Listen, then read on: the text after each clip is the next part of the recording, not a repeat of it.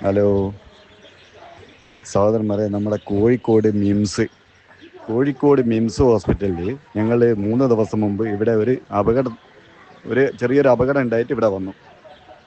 അപ്പോൾ അവർ എന്ത് ചെയ്ത് 2 മണിക്കൂർ കൊണ്ട് 60,000 റുപ്യ ബില്ല് എന്ന് പറഞ്ഞ് കുറേ ബില്ലെല്ലാം കൂടി ബില്ലടിച്ച് തന്നപ്പോൾ നമ്മൾ ആ രോഗിനെയും കൊണ്ട് ഇന്ന് കോഴിക്കോട് സഹകരണ ഹോസ്പിറ്റലിൽ വന്ന്. അപ്പോൾ ഈ ഫയലുകളെല്ലാം കാണിച്ചപ്പോൾ ഡോക്ടർ പറഞ്ഞതാ ഈ രക്തം ഈ ടെസ്റ്റെല്ലാം ചെയ്ത് ഫയല് നിങ്ങളിൽ ഉണ്ടോയെന്ന് ചോദിച്ചപ്പോൾ ഞങ്ങൾ ഇല്ല, നമ്മൾക്കൊക്കെ മിംസ് പോയിട്ട് വാങ്ങാമെന്ന് പറഞ്ഞു. മിംസ് പോയിട്ട് വാങ്ങാൻ വേണ്ടി പോയപ്പോൾ അവർ ലേബർ എന്ന് പറഞ്ഞ് ഇതൊന്നും ഇവിടെ ഇല്ലാലോ. അപ്പോൾ പറഞ്ഞതാ റെസീറ്റ് കാണിച്ചു കൊടുത്തപ്പോൾ ഇതൊന്നും ചെയ്തിട്ടില്ലാലോ. അപ്പം എന്തായി, അപ്പം നമ്മൾ പ്രശ്നമാക്കിയതിന് ശേഷം അവർ സാറ് തെറ്റ് പറ്റിപ്പോയതാ, നിങ്ങളൊന്നും ചെയ്യരുത് അങ്ങനെ ഇങ്ങനെയാണെന്ന് പറഞ്ഞിട്ട് 10-25 പ്രാവശ്യമായി ഇപ്പം വിളിച്ചുകൊണ്ടിരിക്കുന്നു. അപ്പം മിംസിലേക്ക് ഓടുന്നവർ ശ്രദ്ധിക്കുക, വെറും തട്ടിപ്പാണ്, വളരെ ശ്രദ്ധിക്കണം, ഫുൾ തട്ടിപ്പ്. അതാണ് ഈ വോയിസ്. ഇതുപോലത്തെ ഒരുപാട് എണ്ണുണ്ട്, ഇത് മാത്രം പിടിപ്പിച്ചതാണ്. ഹലോ സർ, ഞാനേ ഹോസ്പിറ്റൽ മാനേജറെ കൊണ്ട് ഞാൻ നാളെ മോർണിംഗിൽ സാറിനെ വിളിക്കാം. ഹോസ്പിറ്റൽ മാനേജറെ കൊണ്ട് ഞാൻ ഇപ്പോൾ ഓൾറെഡി കോഴിക്കോട് ഉണ്ട്, ഓൾറെഡി ഹോസ്പിറ്റലാണല്ലോ വിമാനം കൊണ്ട്.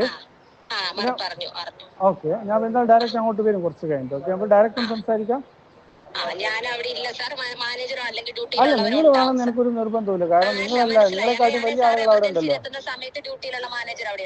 കുഴപ്പമില്ല, എനിക്ക് കണ്ടാൽ മതി, എനിക്ക് ഇതിന്റെ ജസ്റ്റ് ഒന്ന് അറിയണം. ഓക്കെ ഓക്കെ, ഒരു മിനിറ്റ്, ഒറ്റ മിനിറ്റ്. ഈ ബില്ല് നിങ്ങൾ GST ഈടാക്കുന്നുണ്ടോ നമ്മുടെ കയ്യിൽ നിന്ന്?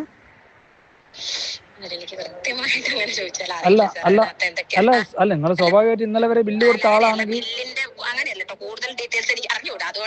അങ്ങനല്ല അറിയണ്ട. നിങ്ങൾ ആരെയും നിങ്ങൾ എന്തിലാണ് വർക്ക് ചെയ്യുന്നത്? അല്ല, നിങ്ങൾ അക്കൗണ്ട്സിലുള്ള ആരാണോ? ഇത്തരം സാധനങ്ങൾ, ഇത്തരം ബില്ലുകൾക്ക് നിങ്ങൾ GST ഈടാക്കുന്നുണ്ടോ കസ്റ്റമറിൽ നിന്ന്? അതെനിക്ക് കൂടുതൽ അറിയില്ല സാർ. നിങ്ങൾ അറിയുന്ന ഒരാൾ നമ്പർ തരുമോ? ഞാൻ ഓൺ ഡ്യൂട്ടി മാനേജറിന്റെ നമ്പർ തരാം. അവരാണ് ഇപ്പൊ ഡ്യൂട്ടിയിൽ വന്നാലും മീഡിയയിൽ ഉണ്ടാവും. അല്ല, നമ്മൾ എന്തായാലും മീഡിയക്ക് കൊടുക്കുകയും ചെയ്യും. ഞങ്ങൾ ലീഗൽ കേസുമായിട്ട് മുന്നോട്ട് വന്നാ. കാരണം അല്ല, നിങ്ങൾ ശരിക്കും ഒരു ഉപഭോക്താവിനല്ല ഇപ്പോൾ വഞ്ചിച്ച്. ഞങ്ങൾ കൃത്യമായിട്ട് ആക്സിഡന്റ് പറ്റി വരുന്ന ഒരു പറ്റം പാവപ്പെട്ട മനുഷ്യന്മാരെ ഞങ്ങൾ ചൂഷണം ചെയ്യുന്ന പാട് വെച്ചിട്ട് നിങ്ങൾ ഈ സമയത്ത് നിങ്ങൾ ചൂഷണത്തിന് മെനക്കെടരുത്. എന്തുകൊണ്ടെന്നറിയോ? ഞങ്ങൾ ഉറക്കം കഴിഞ്ഞിട്ട് നേരം വെളുത്തരം അവിടെ നിന്ന് പോകുന്നു. ഈ പാതിരക്ക് ഇങ്ങനെ ഈ എന്താ പറയാ, പിടിച്ചു പറയുന്ന സ്വഭാവം ഉണ്ടല്ലോ, അതാ നിങ്ങൾ ചെയ്ത. സത്യത്തിൽ മനുഷ്യനെ ഇങ്ങനെ അധികം പറ്റിക്കാൻ പാടില്ല. നിങ്ങൾ അറിയാങ്ങള് ഇത് ഞങ്ങൾ അനുഭവം വെച്ച് നോക്കുന്നത് നിങ്ങൾ തുടരുന്നതാ. ഇന്നിപ്പോ ആദ്യമായിട്ട് നിങ്ങൾ പിടിക്കപ്പെട്ടിട്ടുള്ളൂ, ഇന്നലെ മാത്രം. കാരണം ഇത്രയും ഭീമമായ ഒരു ടെസ്റ്റ് നിങ്ങൾ ടെസ്റ്റ്